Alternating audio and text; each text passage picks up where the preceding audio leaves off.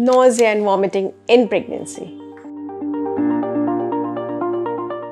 नमस्कार, मेरा नाम डॉक्टर दीप्ति अस्थाना है। मैं सीनियर गायनेकोलॉजिस्ट हूँ फोर्टिस हॉस्पिटल गुरुग्राम में एंड डायरेक्टर हूँ कलोसा क्लिनिक की। आज हम बात करेंगे प्रेगनेंसी में होने वाले नोज़िया एंड वॉमिट की। ये एक बहुत ही कॉमन कंप्लेंट है। फर्स्ट ट्राइमेस्टर में यूजुअली हर पेशेंट को होती ही होती है और कुछ पेशेंट्स तो ऐसे भी हैं जिनको हॉस्पिटलाइज भी करना पड़ता है क्योंकि उनको इतनी ज़्यादा वॉमिटिंग होती है। But other side of the spectrum कुछ पेशेंट्स ऐसे भी आपको मिलेंगे जिनको बिल्कुल नोज़िया वॉमिटिंग नहीं होता है। तो क्या ये दोनों तरह के पेशेंट्स नॉर्मल हैं? यस, बिल्कुल। नोज़िया वॉमिट का एक पूरा स्पेक्ट्रम होता है एंड हर पेशेंट्स के सिम्टम्स डिफरेंट होते हैं। इनफैक्ट आपकी हर प्रेगनेंसी डिफरेंट होती है। अगर आपको फर्स्ट प्रेगनेंसी में बिल्कुल नोज़िया नहीं हुआ तो ज़रूरी नहीं है कि सेकेंड प्रेगनेंसी में भी नोज़िया नहीं होगा। ये नोज़िया ट्रिगर हो सकता है खाने की स्मेल से या महक से, कोई भी मसालेदार खाने से या ज़्यादा भूखे रहने से भी, इवन गर्मी से भी ये ट्रिगर हो सकता है। तो please avoid things that trigger nausea. Next आइए जाने मॉर्निंग सिकनेस के क्या कारण होते हैं। प्रेगनेंसी के दौरान मॉर्निंग सिकनेस का कई बार कुछ खास कारण नहीं होता है और हर महिला में इसकी गंभीरता डिफरेंट होती है।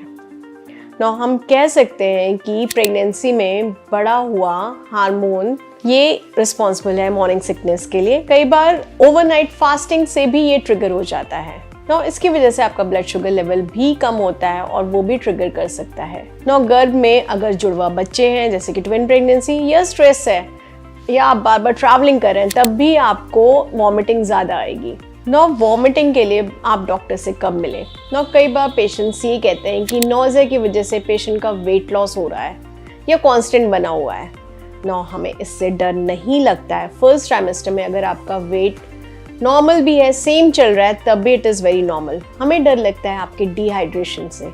ये पॉसिबल है जब आपको लगातार कई बार उल्टियाँ हो रही हैं और अगर आपकी यूरिन भी डिक्रीज हो रही है क्वांटिटी में और खड़े होने पे आपको चक्कर आ रहा है या आप गिर पड़ रहे हैं तो please go and meet your doctor.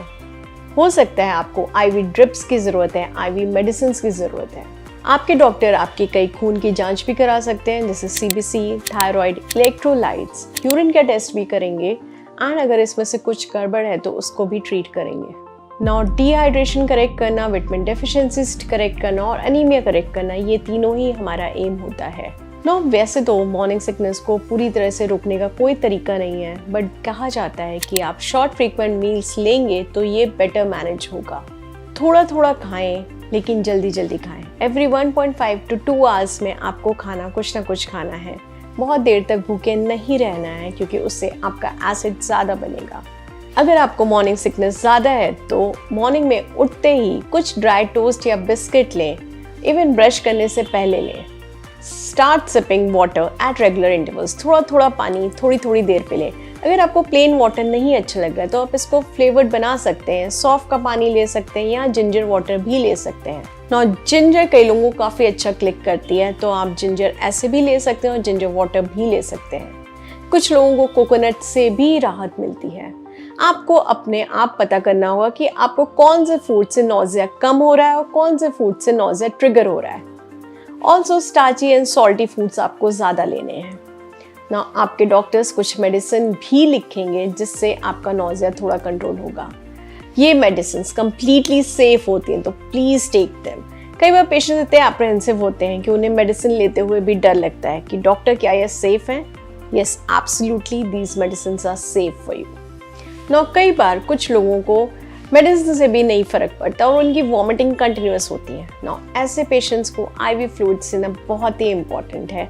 So please कभी आपकी ऐसी सिचुएशन है तो please go and visit your doctor. घर पे रहने से कुछ नहीं होगा, ये डिहाइड्रेशन हमें कम्प्लीटली ठीक करना ही होगा। उम्मीद करती हूँ आपको नोज़िया वॉमिटिंग के बारे में इन्फॉर्मेशन अच्छी लगी होगी और जानकारी के लिए प्लीज़ मेरा चैनल ज़रूर सब्सक्राइब करिए और हमें बताएं कि आपकी प्रेगनेंसी कैसी चल रही है। Thank you and take care.